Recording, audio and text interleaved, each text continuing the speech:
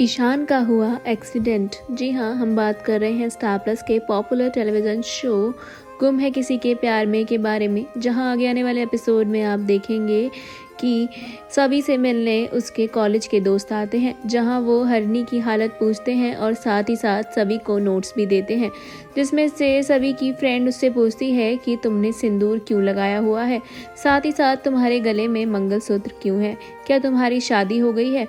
जिसके बाद वो उसे कॉन्ग्रेचुलेट भी करते हैं और उससे उसके हस्बैंड का नाम पूछते हैं। इतने में ही पीछे से ईशान आ जाता है और सभी की दोस्त कहती है कि ईशान सर, और वहीं सभी को लगता है कि इन्हें कैसे पता लगा कि मेरी शादी ईशान से हुई है, और वो कहते हैं कि ईशान सर यहाँ क्या कर रहे हैं। सभी बताती है कि ईशान सर की वजह से ही उसकी ताई बच पाई है और वो यहाँ पर उन्हीं की देखभाल कर रहे हैं और उसकी मदद कर रहे हैं। सब कुछ उन्हीं की वजह से हो पा रहा है अच्छे से। ईशान से डॉक्टर मेडिसिन लेकर चली जाती है। ईशान देखता है कि सभी ने अपनी शादी की बात छुपाई है और उन्हें नहीं बताया कि उसकी शादी किससे हुई है। इसी के साथ आगे आप देखेंगे कि सभी और ईशान बैठे होते हैं, जहां ईशान सभी से कहता है कि सब कुछ अचानक हो गया, उसे नहीं समझ आया कि उसे क्या करना चाहिए था। उसके पास और कोई चारा नहीं था उसकी बहन को बचाने का।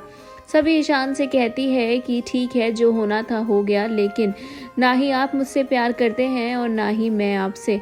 मेरा शादी करने का कोई इरादा नहीं है। मैं अपने सपनों को पूरा करना चाहती हूँ जो मेरे घर वाले चाहते थे। मैं आईएएस ऑफिसर बनना चाहती हूँ।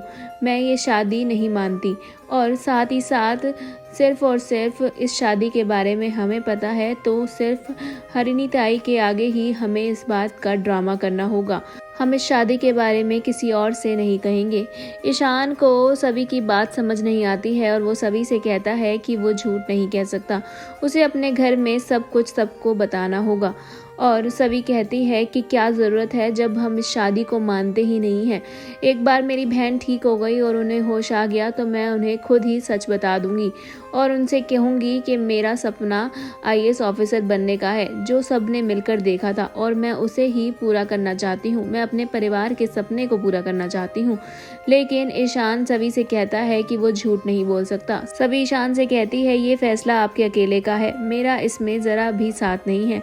ईशान के घर से लगातार ईशान को कॉल्स आते हैं। ईशान घर के लिए निकलता है और सोचता है कि वो घर वालों को कैसे बताएगा, सभी के सभी कितने सवाल करेंगे, और साथ ही साथ उसे बहुत चिंता हो रही होती है रीवा की, कि रीवा के सामने वो सच कैसे रखेगा। वो कैसे बताएगा रीवा को कि उसने सभी के घर वालों की मौत का भार उतारने के लिए अपने ऊपर से सभी से शादी की है।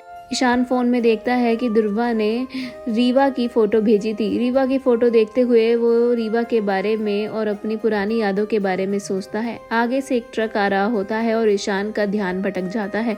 ईशान की गाड़ी पेड़ पे जाकर टकरा जाती है। वहीं दूसरी ओर सभी अपने सिंदूर को मिटा रही होती है पानी से कि एक औरत आकर उसे रोक देती है और उसे वापस से सिंदूर लगाने को कहती है। ऐसे में सभी वापस से अपनी मांग को भरती है और साथ ही साथ ईशान को भी होश आ जाता है और ईशान को घर ले जाने के लिए एक आदमी उसकी मदद करता है। आगे शो में क्या होता है इंटरेस्टिंग ये जानने के लिए stay tune on volley TV.